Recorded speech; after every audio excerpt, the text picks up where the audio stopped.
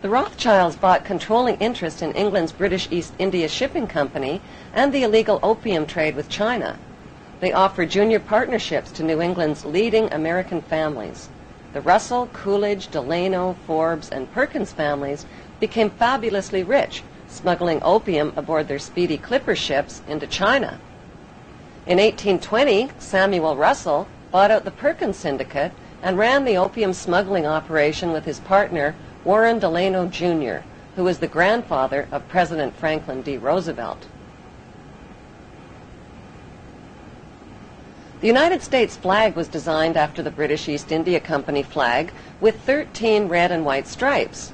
Both flags copy the red and white striped sails of the Viking ships, which were the color standard for the tribe of Dan. Finally, Britain found a commodity that China would take: opium.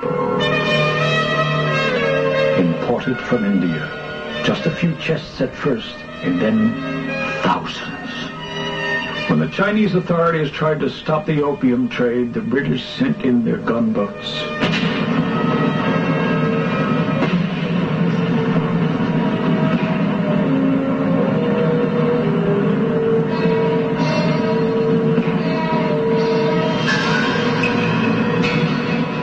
After nearly 20 years of turmoil, the Treaty of Tianjin in 1858 not only allowed opium to be imported, but handed over China's ports and all her international trade to Western control.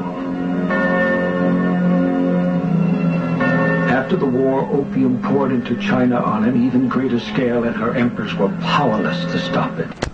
In 1842, the British stole Hong Kong from China in an opium drug deal called the Treaty of Nanking. The Russell family, who controlled the U.S. arm of the Rothschild drug smuggling operations, set up the Skull and Bones fraternity at Yale University.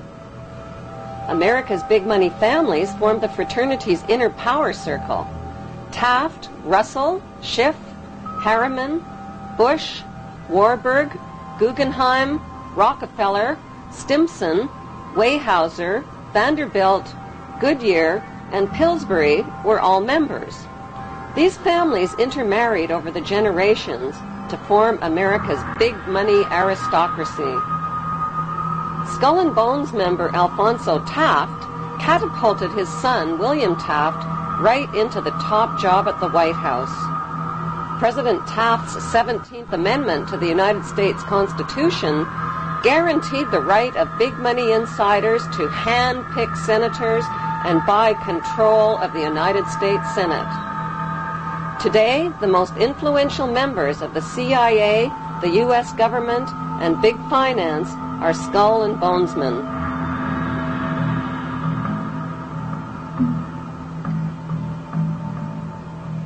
The Skull and Bones Brotherhood is rooted in Jewish Kabbalism and in European Freemasonry, which practices similar death and rebirth rituals. Freemasons are blindfolded, symbolically slain with a noose around their neck, and lowered into an open grave. Once raised from the grave, they must look towards a light called the morning star. The Latin translation for morning star is Lucifer. The phoenix bird and double-headed eagle are important symbols in Freemasonry. In Egyptian mythology, the phoenix bird is a god who rose to heaven in the form of a star like Lucifer after his fire immolation of death and rebirth. Death and rebirth themes in satanic witchcraft are marketed to youth in movies like Harry Potter and Lord of the Rings.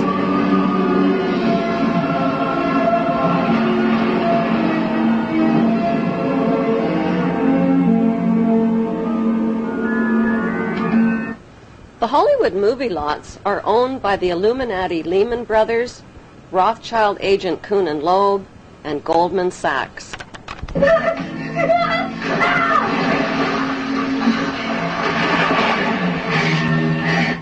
Freemasonry has a pyramid structure. The highest level is a 33rd degree Mason. Solomon's Temple in Israel was located at the 33rd parallel. Most Masons remain at the 3rd degree and provide a cover through their community charitable activities. The Illuminati at the top of the pyramid is the all-seeing eye. At the bottom are the unthinking, hard-working, law-abiding, tax-paying, God-fearing debt slaves called the Goyim, or sheep. Giuseppe Mazzini of Italy was a 33rd degree Mason who replaced Adam Weishaupt as head of the Illuminati in 1834. Mazzini was a member of the Italian Carbonari and created the Mafia's blood rituals and secret oath. He gave the dreaded Cosa Nostra the name Mafia. Mafia is an acronym spelling the names of the original mafiosa godfathers: M for Mazzini, A for Otto Riza, F for Ferti, I for Incendi, and A for Avaligmenti. The Mafia arrived on American shores in the 1890s with Illuminati financing to establish underground networks and the black market system. Mazzini appointed America's Albert Pike as sovereign pontiff of Universal Freemasonry and the coordinator of the Illuminati U.S. activities. Pike was a Tennessee Ku Klux Klan judicial officer. A known Satanist, Pike indulged in phallic worship and the occult. He wore a satanic Baphomet symbol around his neck and used his bracelet to summon Lucifer. Pike used the KKK to keep blacks out of the Masonic lodges. In August 1924, Imperial Wizard Hiram Wesley Evans organized a parade of 40,000 Klan members down Washington's Pennsylvania Avenue to the Washington Monument. This event proved the Klan had achieved power, not just in the South and Midwest, but on a national level. In a letter to Mazzini dated August 15, 1871, Pike graphically outlined a blueprint for 3 planned world wars. World War I would weaken, topple, and destroy the powerful Tsarist government in Russia. World War II would pit Great Britain against Germany, destroy Nazism, and create the Zionist State of Israel. World War III would be ignited by fueling aggression between the Zionists of Israel and the Arab world, who would eventually destroy one another. Social, political, and economic chaos would then force the masses to accept one world army and one world government ruled by the Illuminati. In Pike's famous Masonic guidebook called Morals and Dogma, he writes, "Lucifer, light-bearer, strange and mysterious name to give to the spirit of darkness. Lucifer, the son of the morning, is it he who bears the light? Doubt it not."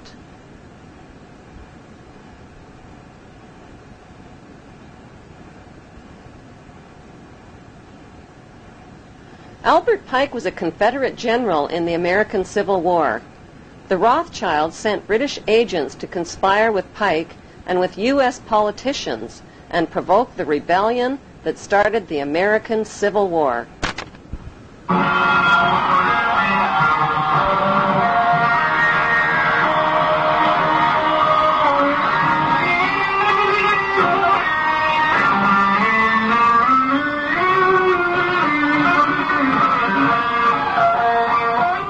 The Rothschilds, whose massive fortune had been built on provoked wars and war loans, offered loans to both sides of the Civil War at 24 to 36% interest.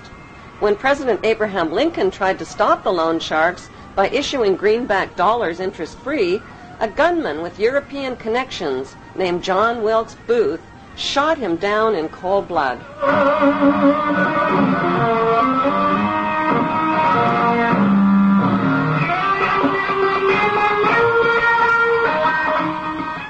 Following the Civil War, Albert Pike was convicted of treason and sent to prison, but President Andrew Johnson, a 33rd degree Mason, pardoned him.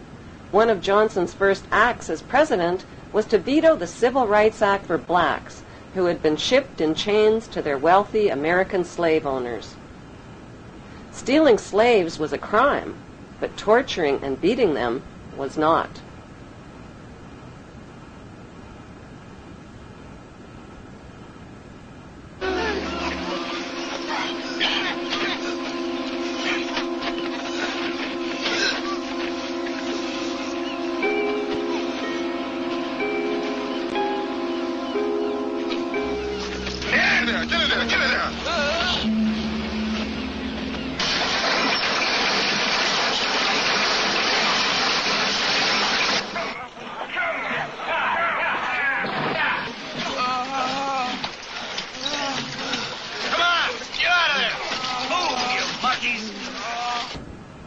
A statue of Albert Pike, a convicted traitor, Satanist, 33rd degree Mason, and Ku Klux Klan racist, stands today in the heart of Washington, D.C.